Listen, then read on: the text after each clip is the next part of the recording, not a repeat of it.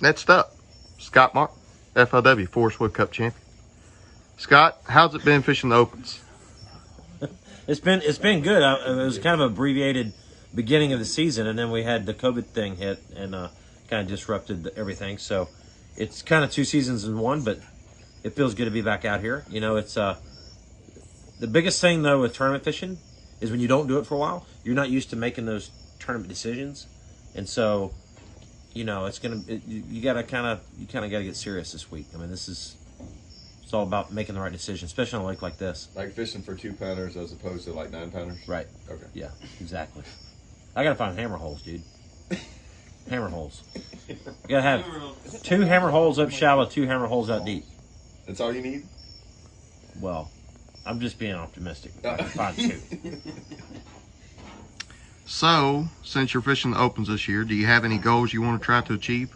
Yeah, I want to win an open and make the classic, and I want to qualify for the elites. Those are the 2 goals that start off the year with, and that's it. I mean, that's really the biggest thing.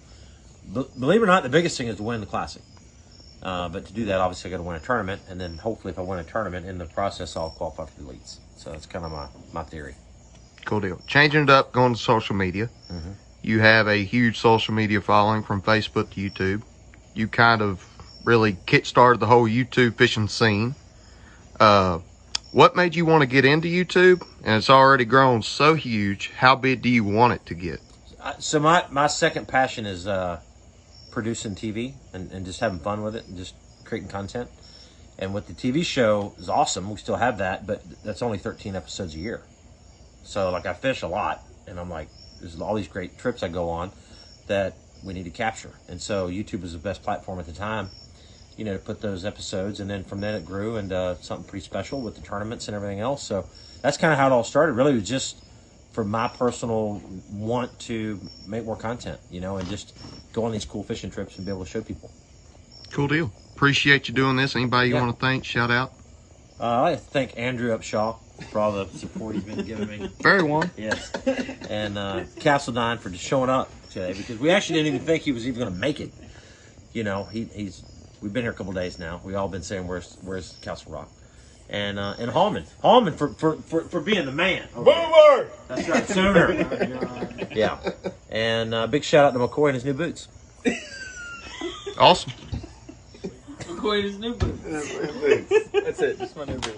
All right, next up, Andrew Upshaw. So, Andrew is known as the Fairy One Master in these Fairy parts. One Master. He's the Fairy I One. knew it. He gets the Fairy One. He sprinkles some of the pink fairy dust on the robo worm, and there you go. So anyway, how... A container of it. I've seen it. Have you? Yes. Yeah. It's got It's a that, glitter. it's that don't be pink giving fairy away dust. my he Yes, says. it's no glitter. And he's got a limit on it, so when he does bad in tournaments, he's out of it. you know. Last 2 years ago when I caught the 10-pounder, he was upwind from me. He pulled that thing out. He went like that. And he blew that dust, and it went my way and hit me, and I caught a dang 10-pounder. Did you? Yeah. Yeah, that was your PB, wasn't It it? was 914, yeah. There you go. Why ain't you that good on Rayburn like he is? Well, you know. I don't know what to tell you. Anyway. Hey, at least I was on the same spot. We were 15 yards apart. I just didn't shake my So one. he stole- out. so he stole your spot. When I was fighting it and it jumped, Andrew was like that. Locked up. And Rob Kilby's going like this. Ooh, trying to get in there. I'm like, back up, Rob. Right, and Andrew's like that. I was going to tell him congratulations, but I couldn't get the words out. I'm He like, just like, whatever. He just froze. I was watching him the whole time because I was facing him. And it jumped. It was like What? between us, and I'm like, he's just like, I was doing the Rayburn thing. I was throwing a Carolina rig. yeah. And he's throwing a spinning That's rod. why you're now the Fairy One. Yeah. I'm like, Queen. I'd had enough King? with it. Queen? King. King. Okay. Well, he's so probably Queen. I'm not the Sorry, shortest. You know, hijacked his whole interview. I just No. That's all right. You're next. So what was the question? So anyway, how It's so good, Scott. how can an angler that's not a finesse fisherman get into finesse fishing? How can they better themselves at it? That's super easy. All they got to do is go offshore to fish brush piles, whatever it may be, and instead of throwing a big worm or a Carolina rig or a 6XD, all they take with them is a spinning rod and some finesse baits, whether it's a Ned rig, a drop shot, shaky head, and that's all they throw. And if you want to get better, the only way to get better is to actually do it. The number one thing that I did when I was a kid and learning is if I wanted to learn a technique, I would take everything out of my boat, literally everything, and I would take 2 rods.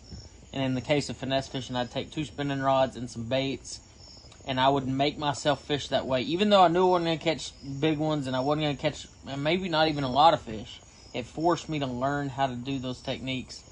And it actually taught me the effectiveness of a spinning rod in East Texas. I mean, I've won a lot of money fishing the spinning rod on Rayburn and Toledo. I saw Todd Castledine catch a 9-pounder on Rayburn on a drop shot. I know the exact. No, it was a 9. We weighed it. It was down there beside takeoff. It was a 7.5 pounder. It was a 9. 7.5. How do you not remember that? I know it was a 7.5. It was a 9. It's 7.5. 9. I know exactly where we caught it too. I do too. 7.5 pounder. Well, anyways, he caught us. We'll just say it's a 7.5 pounder on a drop shot. We're gonna Did you tell him your other thing that you do for finesse rods? When he was a kid, this is how he got really good at finesse fishing. No, gosh. He would take all of his rods out of his boat, all the big stuff like the big braided rods and all the 6XG rods. He'd get his little fairy rods out. He would snuggle up with them at night. He wouldn't sleep with them, like one on one side, one on the other. He would. I'm serious. He said, "Show me a picture." It was crazy, dude. And then he became one with his rod. That's like the Rick Clun deal. Like it was kind of I don't know. No, like it Clun. was for real. Like it was. Clun sleeps with He had in the names water. for him and everything, dude. He like so he feels the change. yeah, true story. Andrew did that with the spinning rods. Yeah. I remember that now.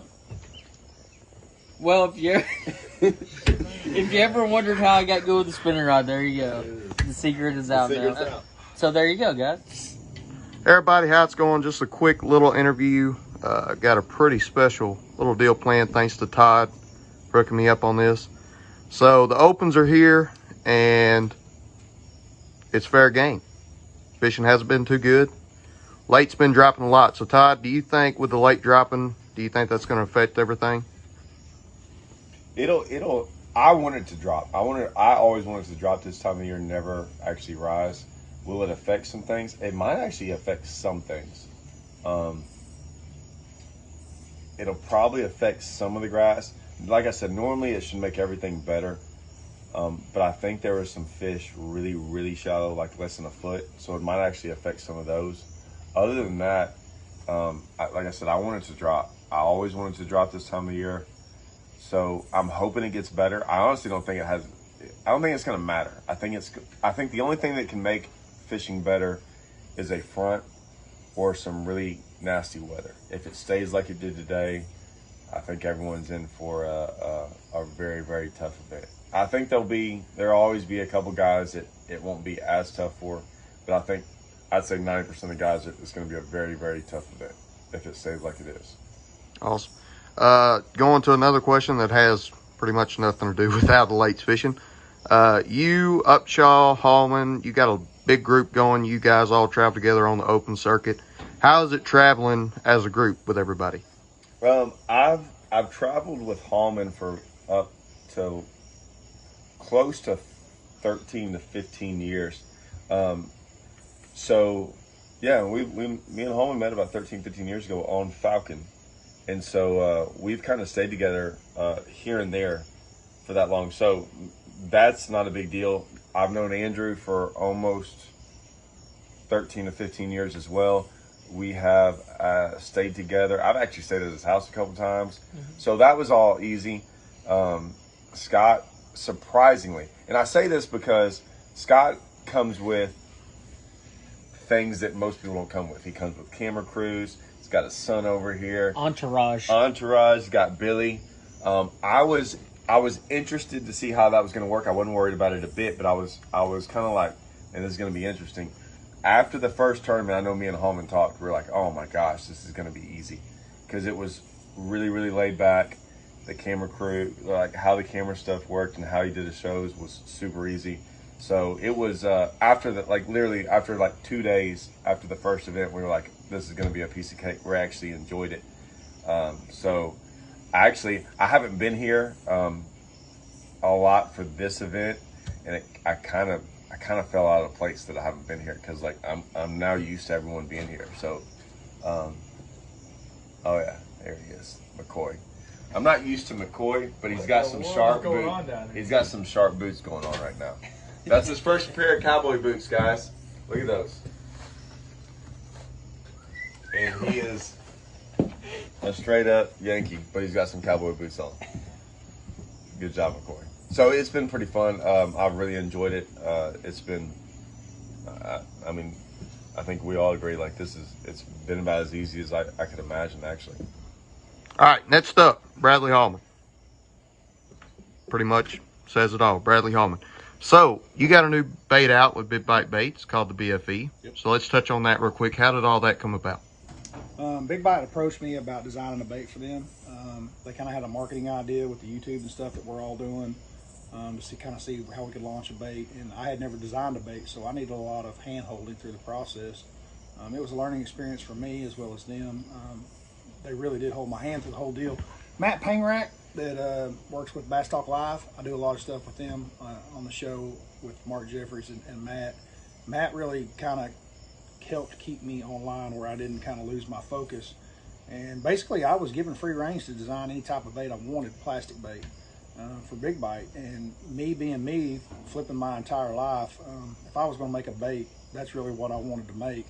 And I really wanted to make a bait that would catch fish, not just catch fishermen. And so that was really my number one goal in the beginning. So I just kind of took some of the ideas of some of the best flipping baits that I'd ever used in my life, tubes and beavers and different things, and kind of combine them. And Matt and I actually, we documented this. It's on my YouTube channel.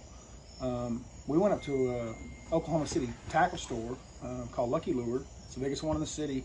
And we just took like 25 baits off the shelves and threw them up there and look at different, there's different portions of each bait that you like. There may be a functionality of this or that you like. And we kind of put all that together. And honestly, when we got done with this process, I kind of had a pretty good idea in my head what I wanted it to look like. I would cut different pieces of plastic and kind of put things together. And I honestly thought about Todd, because at this point I needed to get it down on graph paper with measurements and stuff. And I'm a terrible artist, terrible. And I actually thought about my daughter, who's 15, my oldest daughter, and she is phenomenal. She can draw like Todd. And where she got that gene, I don't know. But I didn't know how this was all going to work, but I brought all this home and I set it down on plastic that night after Matt and I got back from the tackle store that day. And dude, she knocked it out of the park. And she was able to put it all down. I kind of explained to her, I laid her down a piece of plastic, of kind of what it looked like, and then explained to her the ideas that were in my head. And I mean, first rattle out of the bag, man, she got it. And we did a couple of drawings after that, but basically that was what was sent to build the prototype out of, and went to Big Bite. We went to the Classic, worked the Classic, and Big Bite Factory is there on the Alabama-Georgia line. And we went there right after the Classic and visited with them, had a meeting. And they kind of explained a couple of things on measurements and what things would look like a little bit more so I would understand it. But once that process was done, first prototype, single shot mold was made. They put all that in a CAD form. For you guys that don't know what a CAD is, that's kind of the computer drawing that they use to actually carve the aluminum mold out of. You got a piece of aluminum, and they go together like this, and the little center of the BFE is the hollow part. And so the CAD drawing of the computer actually carves that out.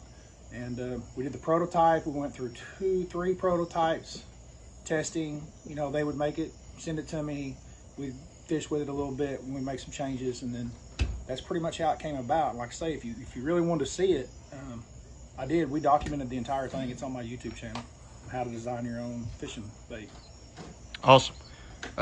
Next question is some tips on punching and flipping mats. Well, we're at Rayburn right now, and obviously dropping grass, which some of us call it, dropping. You'll hear that term, and that's what they mean when they say dropping, because you're just taking a big weight, putting it in a mat, and it drops straight down. So punching or dropping, same thing.